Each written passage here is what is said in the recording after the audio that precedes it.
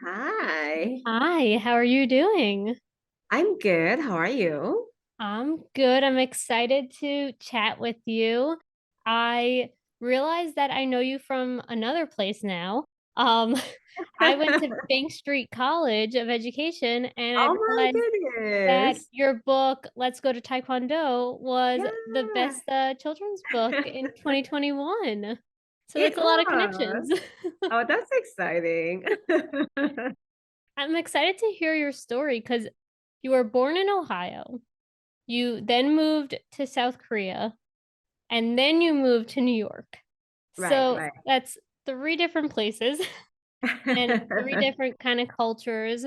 How long were you in South Korea for? I mostly grew up there. So like Ohio, I was born in there, but I don't have any memory of it because I was only 2 when my family moved back to South Korea. And I grew up there until I was 25. And then yeah, so it was most of my like childhood and also like a lot of adulthood. And then I came to New York to go to school. And I didn't think that I'd stay. I just came for school, but I ended up staying and I've been here ever since. So yeah. What do you think is the biggest cultural difference between growing up in South Korea and here? Um, The biggest difference I feel all the time is the diversity. I guess it also has to do about being in a big city in the United States because I'm sure it's different in all other parts as well. But when I go back to Korea every year to visit, um, everyone around me is Koreans. Yeah. But here, like it's not. Also, I'm in Queens, New York. So as you know, it's really, really diverse. There are so many different languages I hear, just like outside of my apartment, like on a block, there are like different languages are spoken. And I do see all these different people from different cultures, which is really amazing.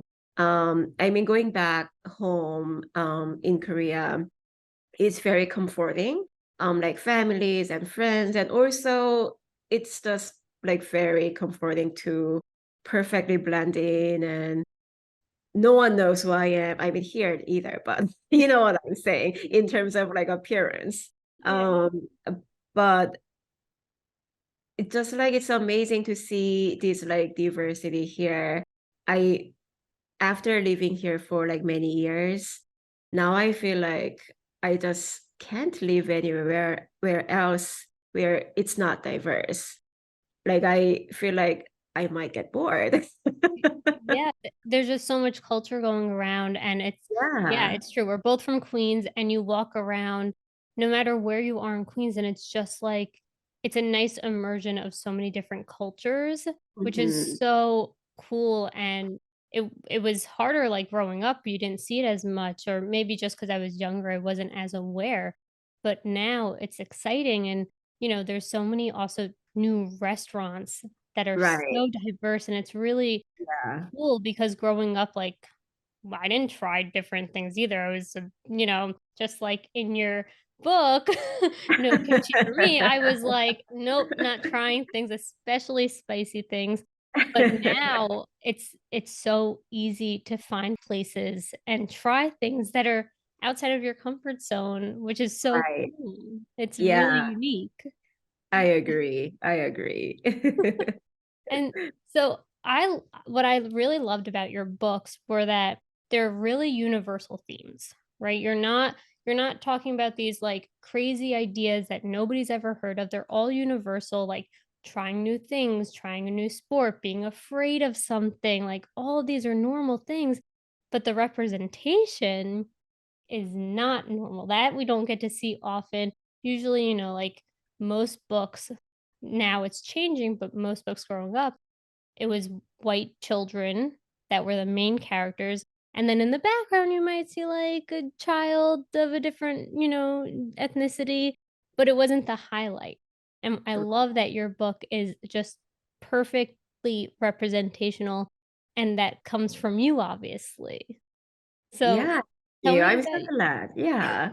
Tell me about your journey to becoming an illustrator and a writer and creating a series of just universally representational books.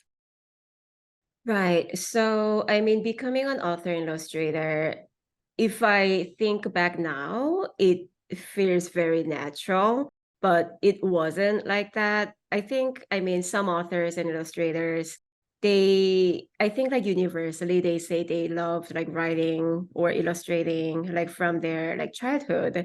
And so did I. Like I loved reading, writing, and drawing pictures. So I think as a little kid, I had no doubt that I would like make books. But then I think that actually faded very quickly Oh, as I was entering like middle school, because like the school system in Korea is like pretty strict too. And then like a lot of cases, like students study to enter the college. That's a goal. Like going to like a good college, like going to like prestigious universities, that's a goal. So even though no one told me that I couldn't become an artist or an author, I think it just like societal like pressure or the environment itself just kind of made me realize that I'm not going to be an artist or I'm not going to be a writer. Or like I think like I just thought that it was really hard to make a living as an author, which I think is still true. yeah. I was just gonna say, I think it's very true. Anywhere. Yeah, yeah, anywhere I think it is true. But still, like I think that kind of made me put those away. So I just kind of like studied to go to college, which was a goal as a teenager. And if I think back now, that's kind of crazy that that is a goal. But then I think sadly, it is still the case in many cases in at least in like South Korea. Like I think that just kind of became like a main goal for many kids, which is kind of restrictive, of course. But that's a different story. And then I had a chance to come to the United States when I was in college in Korea to go to do like exchange student program. And that's actually where I started picking up drawing again.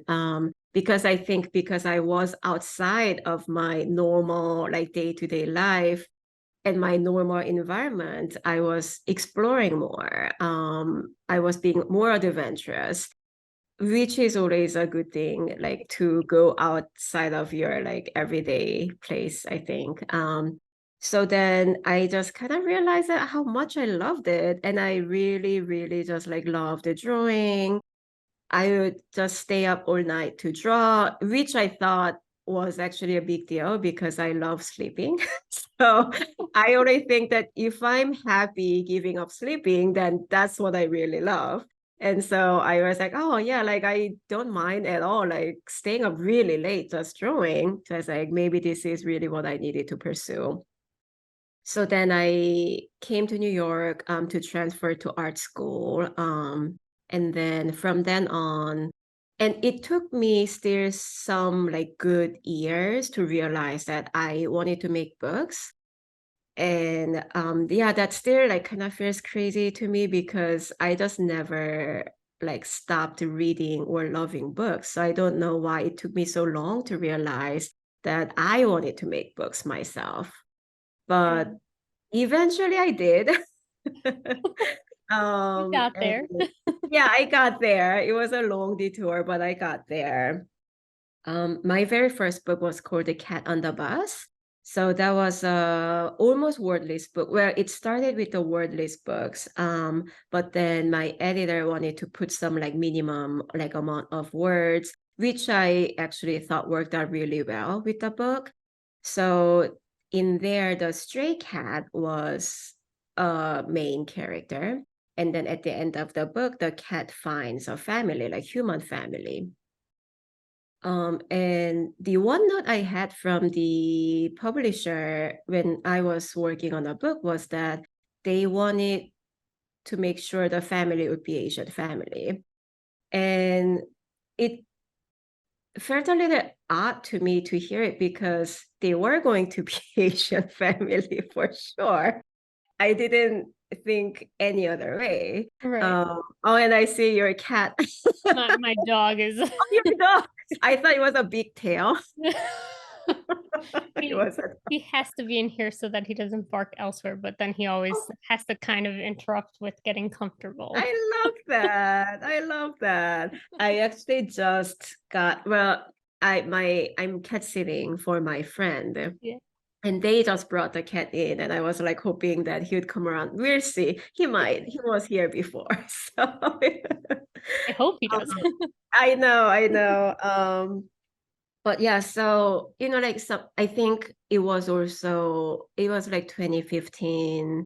Um, it was like a couple of years after the organization We Need Diverse Books took off, and then they were making these movements in like publishing industry. So the scene was very slowly changing already.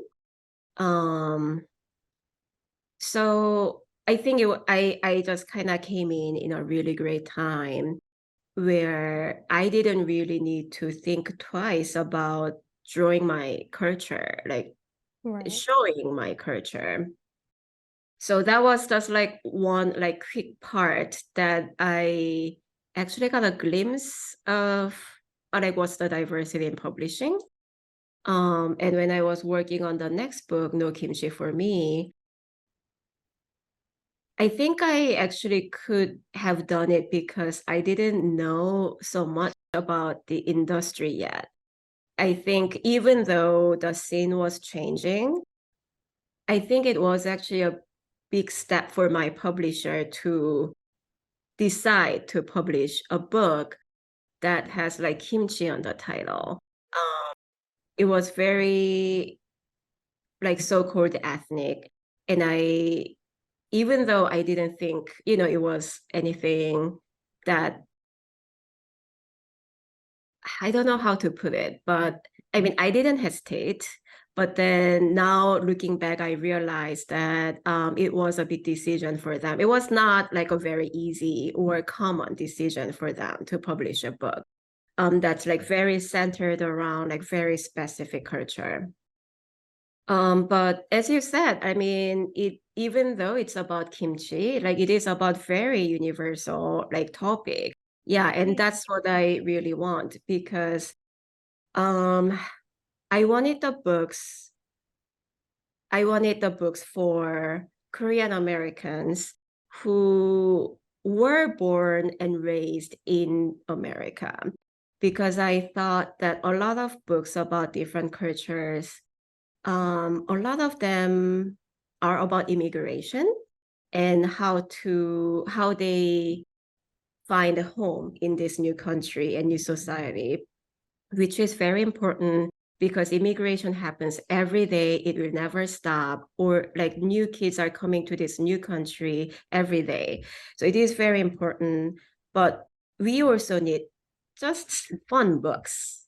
Like nothing, like no culture book has to be like, not every book has to be about immigration or that experience. I really wanted just like fun book that kids want to enjoy like no matter what. So even though like I was targeting, or in my head I want the Korean American kids look at the books and then see their culture that they see every day, they experience every day in their home. I wanted them to see that in the printed books, because when things are printed, it gives a power, right? Like even in this time of like all the TV shows and like phones and media, still when you see something printed, when you find it in a school library that your friends also see, that gives the voice, that gives like the empowerment. So I wanted the kids to see their culture in a book. So that was the main thing. But also like as a kid, I never, I mean, or the kids, like no kids like not fun books. It's very true. Yeah, so like I always want to make sure the books like I make are fun. Um, because like I do remember as a kid, I loved the books, but I only loved the fun books. Yeah, So yeah, so that's what I wanted. So yeah, I think I don't know if that answered the question, yeah. but yeah. Yeah, I I'm gonna circle back to the books, but I am curious to hear how your family took you wanting to leave Korea and come here. You know, you're still very young at that point, leaving to come here. I don't know if you had any family here or you knew anyone here, but that's still such a big decision to also leave the societal norms of you're gonna study for an important college, an important career, which, I think that sometimes people don't think like being an author is like a great career or, like it's just one of those things where people don't realize the work that you're putting behind it and the impact it has. It's just like, oh, sometimes societal norms don't see that point of view. So I'm curious what your family thought of this big move. Definitely. I am very lucky that I have a super supportive family. Like my parents were fine. Like my mom was happy that I decided to go to the US and then pursue my dream. I know that my dad was a little bit worried He's a and dad. yeah. Like he never said anything out loud, but I know like he was a little concerned.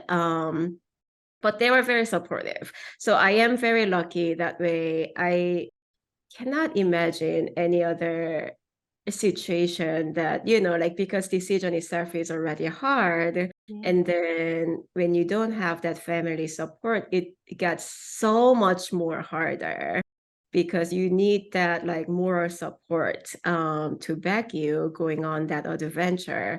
So I am very grateful. I think it was really helpful that my family lived here. I mean, even though I was only 2 when they moved back, they lived here. My parents lived here for 7 years. My sister also, my sister lived here for 6 years. So they kind of liked the idea that I was going to like a little bigger world and explore. So That's I mean, yeah, that's yeah. great. That it could have, having the support makes it not necessarily easier because 'cause you're still going through all these challenges, but knowing that your family is still like, "We're with you, we respect you, we want you to pursue these dreams," is just really like a chip off the shoulder and like a deep breath is like there. You're like a little bit Definitely. more. No, yeah, definitely. I so agree. I do have author friends and artist friends who really needed to like fight their families. And that just makes it like not just like a couple more times harder. It just like makes like a lot harder. So I'm Yeah. very grateful. Yeah. Great. And yeah, so circling back to the books now. Yeah, I love no kimchi for me. It took me many, many years to try kimchi because I didn't have a good spice tolerance growing up and I'm getting there. But I love kimchi now and I love going to like Korean barbecue places. It is delicious. But again, the theme of the book is so universal. You try something, it's spicy. I love that she puts it on ice cream, like just these different ideas that these kids have too. Like, okay, I don't like it this way. Let me put it on this random thing and see if it works. And then you have this recipe at the end, which I'm going to be trying with my friends. I love it. It's such a perfect theme, and again, the representation is there, and I think it also is a great way to think about, like, kids bringing their cultural foods into schools, right? If they don't have school lunch, they bring lunch from home, and depending on their culture, they might have kimchi that they're bringing to school, and other kids might not understand what it is and being able to say like, "No, look, there's a whole book about it too. Like, you can make this." And really just normalizing the difference in cultures and the difference in food that we all have is just so beautiful and smart. I really appreciate it. Thank you so much. Yeah, I really thank you. Yeah, like it's interesting that you talked about lunch because there is the narrative about stinky lunch, right? It's like people from different culture bringing this lunch and then people like make fun of them. Um, and that story has been told many times, I feel, that kids being nervous about their culture, if it will be accepted or not. And I think it's still very true, even if the world is changing. It's very true that like there will be a point of life that you will feel uncertain about your heritage. But also as we evolve or as the generation changes, um, like the families that I see here, I mean, especially like younger generations, like kids who grew up here and then they form their own families and they have kids. And then I see the shift in their thinking that they are really embracing their culture. They're like historically there definitely was like a shame in certain like immigrants, like they didn't want to make their culture prominent. They wanted to blend into this so-called American society, which really is a white society, like in their mind. Yeah.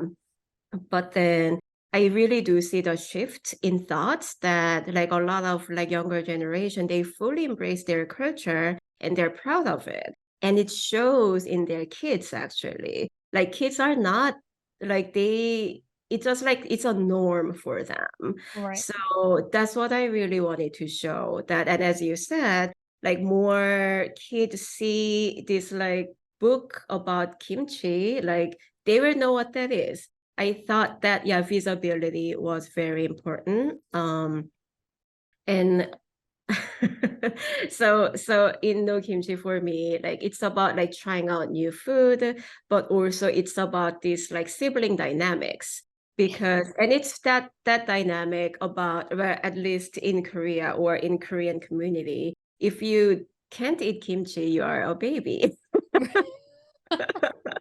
You're not. And I didn't eat kimchi until I was 11. I didn't like spicy food as a kid, but then now I just cannot live without it. Right. But then like, and I'm the youngest of my siblings. So that like feeling about, oh, like I don't want to be seen as a baby. I'm a big kid. That I feel like that's also like a very big like theme of all my books too. So yeah, like it's all in there. Yeah. But yeah, I'm glad you said that like you can say, hey, there's a book about kimchi here. Like look it up. And Yeah. I did just want to kind of show in a way that because in the book, the main character Yumi, she really tries to eat kimchi to Yeah. prove that like she's not a baby, so that she can play with her older brothers. So I wanted to show that yeah, like eating kimchi is a cool thing. It's not something abnormal. It's a cool thing. You need to try it. Like you have to prove yourself by eating it. So yeah. It's a rite of passage. Yes, exactly. I love that. I love it. Yeah, and you have a book coming out this month, I believe. Tomorrow is New Year's Day, and it's all Yes. about the Lunar New Year? It is, it is. So it's about the Lunar New Year's Day celebrated in Korean way. So it's called as Seollal. So that's the Korean term for Lunar New Year's Day.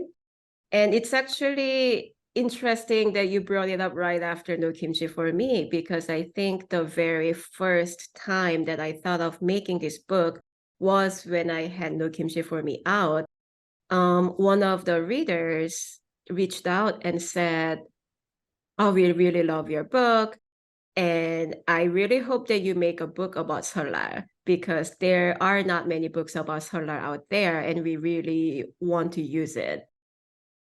And Lunar New Year's Day is such a big holiday in Korea. here, like it's like mostly known as Chinese New Year because like there's like such big population of Chinese, and then also it's really big celebration for them. So it is mostly known as Chinese New Year. But then Lunar New Year's Day is celebrated by many other Asian countries. So I think also the term has been slowly shifting, like from like calling it Chinese New Year to like Lunar New Year's Day. But then yeah, I just kind of wanted to show how Koreans celebrate Lunar New Year's Day because there are like more books about like how Chinese celebrate it. And so I just also wanted to show like how Koreans celebrate it too.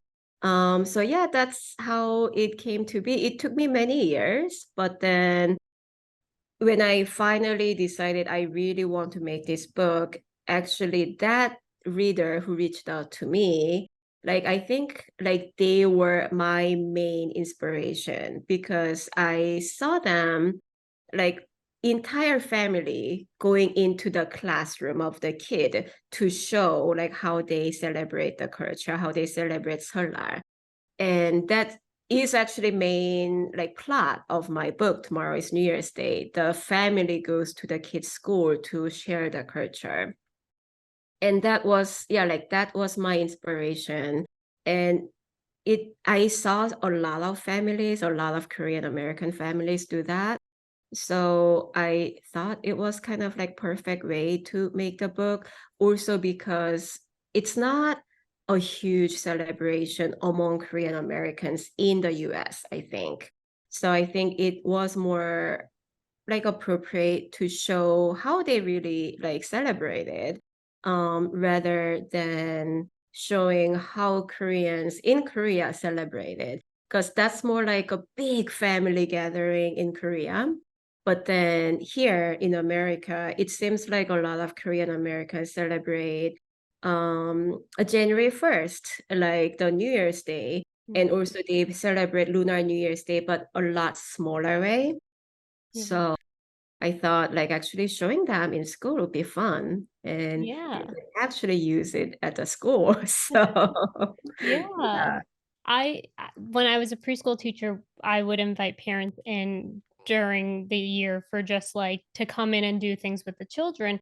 And I had a family who lived in New York, and then they moved to Korea, and then they moved back to New York, and I had their son who was, I believe he was just like 2 or 3 at this point, and he was like just the cutest little guy, and he didn't speak a lick of English. And Uh-huh. so we told the parents like, "Okay, give us like a little list of common like Korean words that we can say in the classroom that might be helpful." And so we were using those, and like he was so Oh, quiet and shy. And this one oh, day we were outside on the playground and he looked in another classroom and he started saying a word in Korean, and I didn't know what it was, but he was so, so happy and he was pointing at something. And I was like, yeah, like he's communicating. I was so happy that he felt comfortable saying something. And I'm cheering him on. He's pointing, he's laughing. And so I told the mom when she came back to pick him up, I was like, "Oh my gosh, we had the best day ever. We were on the playground, he was pointing to this thing." And I told her the word, and he was pointing at the baby's private part and saying it, and he was so, so excited. I'm cheering him on. I was like, and I said, and she was so embarrassed, and I was like, "He's communicating. I don't care what it is." But I always think of that story because it's like he just needed to feel seen and, like, he knew something. I didn't care what it was, and it was just, like, it's one of my favorite stories, and the mom came in for to talk about the Lunar New Year, and again, she had a book that was basically about the Chinese New Year celebration and not, the Korean celebrating, so it's nice to see that now there's a book that she'd be able to bring in and really show how she and her culture would celebrate it. But I always think of that story and that little boy. So cute. Yeah, I am I do see like a lot of families go into the classrooms to share their culture. So I'm hoping this book might make it easier because then they have a book to show. So yeah, I'm glad to hear that. Yeah. Yeah. Awesome. Well, Aram, thank you so much for coming on. Of I course. hope I get to see you someday in Queens because we're both here. If Yeah, you're yeah. having a, read aloud at Q and Willow, I will definitely show up. And So, I hope you have an amazing day. Thank you so much for coming on and being flexible. This of was course. incredible. Thank you so much for having me. I'm glad to be chatting with you. Of course, anytime. Well, enjoy your lousy weather day. It's getting I gross out. know. What a great weather. It's Yeah. okay. Enjoy cat sitting. Yes, thank you. He never showed up, but that's okay. No. I'm seeing part of your dog, Yeah, so he's that makes it more comforting. yeah, he's out. He is as asleep as Oh, one could be.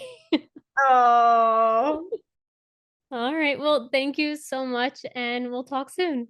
thank you. All Thank you so right. much, Andy. Bye. Bye.